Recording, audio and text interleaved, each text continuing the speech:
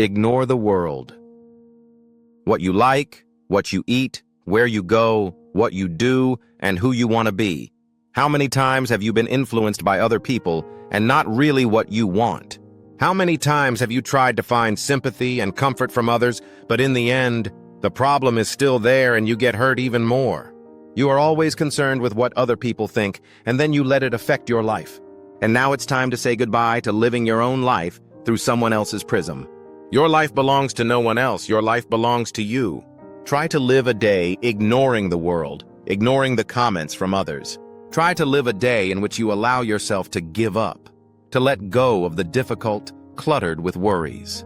Try to live a day in which you cherish all the emotions inside of you. When the cold winter is over, the warm spring will come. The moment you accept to give up and put aside the prejudices of others, live by your own opinion, is when you see tranquility in your soul. From Ignoring the World, Live Like a Japanese by Mari Tamagawa. Dear friends, it's time to let your life have more meaning and quality.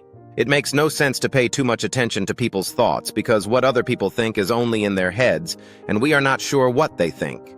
Therefore, our brains keep analyzing and giving different results. For example, when you are preparing for a presentation. At first, you planned to speak lightly, but it occurred to you that if you did, others would think you lacked confidence, and you changed from light to more energetic. But then when you're moving in that direction, your brain says, but if I do, the teacher will say, I'm an arrogant, not modest student. Then you correct it again and try to include some funny elements. As a result, your presentation looks like a hot pot mix. While the essential thing is confidence in the content of your presentation, and this confidence only comes from being yourself. If you care what other people think and then change yourself in those directions, you can't be the version of yourself. When you care too much about what other people think, you give them the power to control your life. A passerby looks at you uncomfortably, then you also get uncomforted. A friend talks bad about you, and then you get annoyed. Being praised by the teacher, you are happy. Your friends hang out together but forget you. You feel angry again. Obviously, you are completely letting others control your emotions. From emotions, you gradually let others control your life. Remember, you are the driver of your life. Even if you drive the wrong way, you are also the one who drives. This better than you left it to others.